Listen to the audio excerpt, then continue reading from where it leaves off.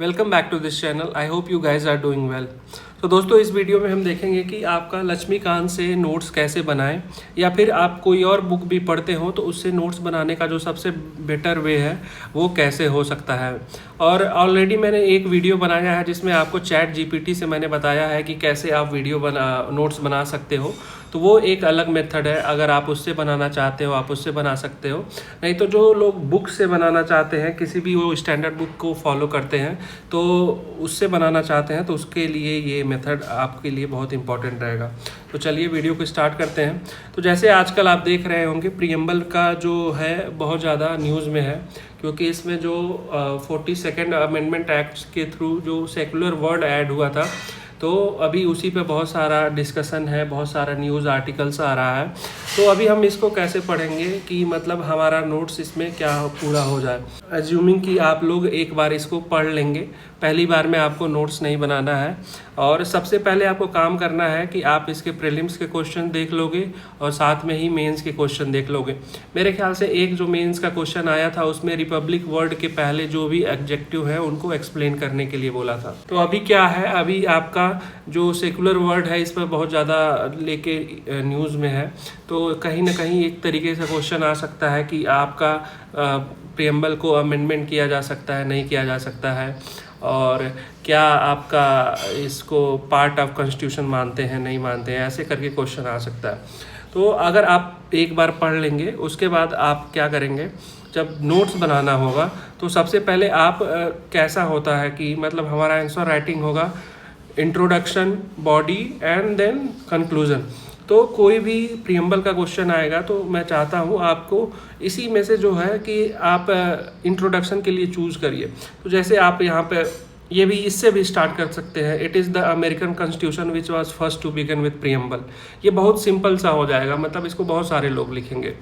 और एक इसके बाद ये भी कर सकते हैं, प्रीएम्बल रिफर्स टू इंट्रोडक्शन और प्रीफेस ऑफ कॉन्स्टिट्यूशन। ये भी बहुत सिंपल सा हो जाएगा।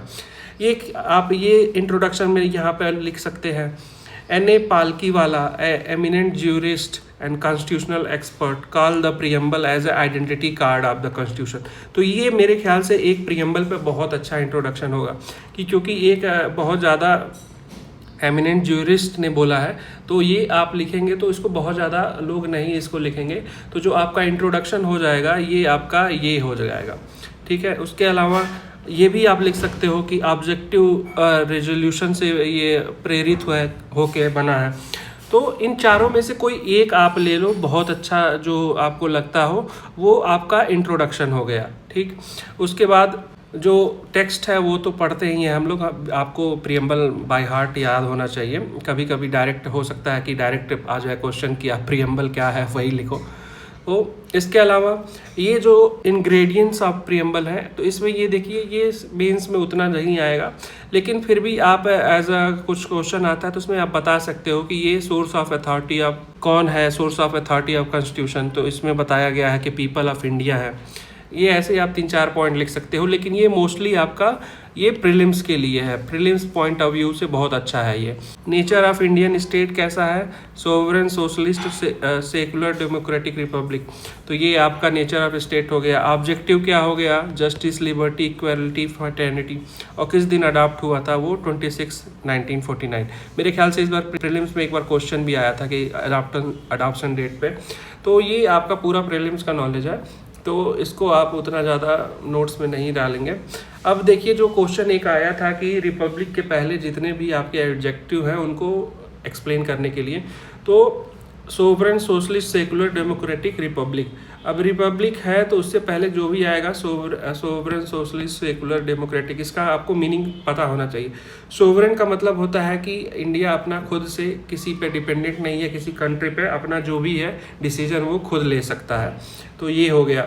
तो इस पे आपका क्वेश्चन आ सकता है कि अगर सेकुलर वर्ड नहीं रहेगा तो क्या इंडियन कॉन्स्टिट्यूशन सेकुलर रहेगा, नहीं रहेगा। तो आप इसमें बता सकते हो कि ऑलरेडी जो आर्टिकल 25 से लेकर 28 में है वो सारे सेकुलर प्रिंसिपल पे ही बेस करते हैं। तो अगर सेकुलर वर्ड नहीं भी यूज किया गया होता तो जो हमारे फोर फादर्स थे, कॉन्स्टिट्यूशन मेकर थे, वो ऑलरेडी ये मान रहे थे कि हमारा कंट्री एज अ सेकुलर ही रहेगा। और उसको बताने के लिए आर्टिकल 25 से लेकर 28, article 14, article 15, right to equality और फिर जॉब में भी आर्टिकल 16, सब में बिना किसी रिलीजन के भेदभाव के सबको इक्वालिटी के बेसिस पे दिया गया है सब कुछ। तो ये सारे आर्टिकल्स आप इसमें बता सकते हो। तो इससे ये पता चलता है कि हमारा जो कॉन्स्टिट्यूशन है ऑलरेडी सेकुलर था, बिना आपके सेकुलर वर्ड किए भी आप ये ऐसा बता सकते हो।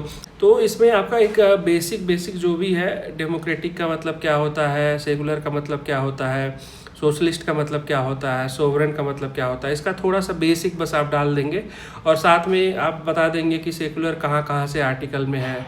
रिपब्लिक का मतलब होता है जो हेड ऑफ स्टेट हमारा है वो आपका चूज़ किया जाता है बाय इलेक्शन। जस्टिस, ये सब आ गए, आपका ऑब्जेक्टिव क्या है।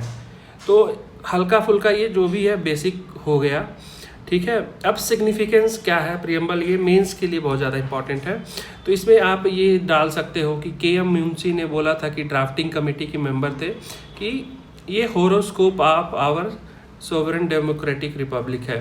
तो इसमें बहुत सारे थिंकर्स हैं या बहुत सारे जो पॉलिटिकल ज्यूरिस्ट हैं, तो यहाँ से आप 2-3 पॉइंट लेके आप सिग्निफिकेंस ऑफ प्रीएम्बल को बता सकते हो कि प्रीएम्बल क्यों ज़्यादा ज़रूरी है हमारे कॉन्स्टिट्यूशन के लिए।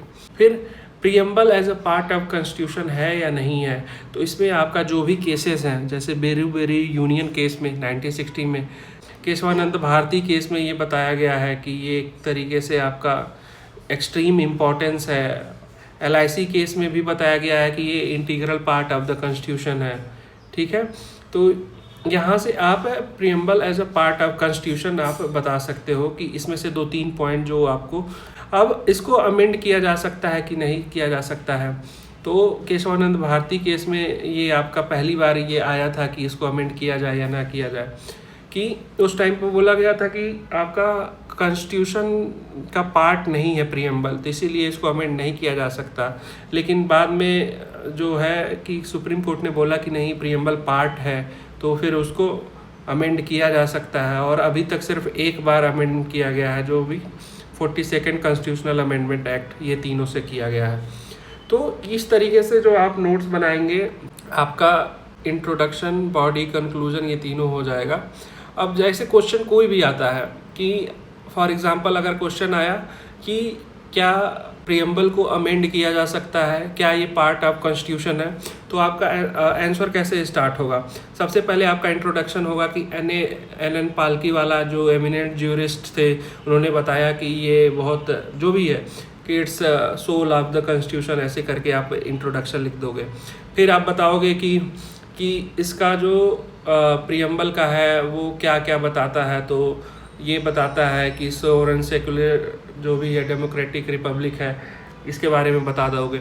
फिर आप स्टार्ट करोगे कि क्या ये अमेंडेबल है कि नहीं अमेंडेबल है। तो फिर आप बताओगे कि पहला जो केस था केशवानंद भारती केस, उसमें आपका इसका आया था कि यहाँ पे अमेंडेबल है कि नहीं है, लेकिन बाद में सुप्रीम कोर्ट ने माना था कि it is a part of constitution, so it can be amendable. और एक टाइम इसको अमेंड किया गया है 42nd कॉन्स्टिट्यूशनल अमेंडमेंट एक्ट के थ्रू, और उसमें 3 जो वर्ड हैं, सोशलिस्ट, सेकुलर एंड इंटीग्रिटी, ये आपको ऐड किए गए थे।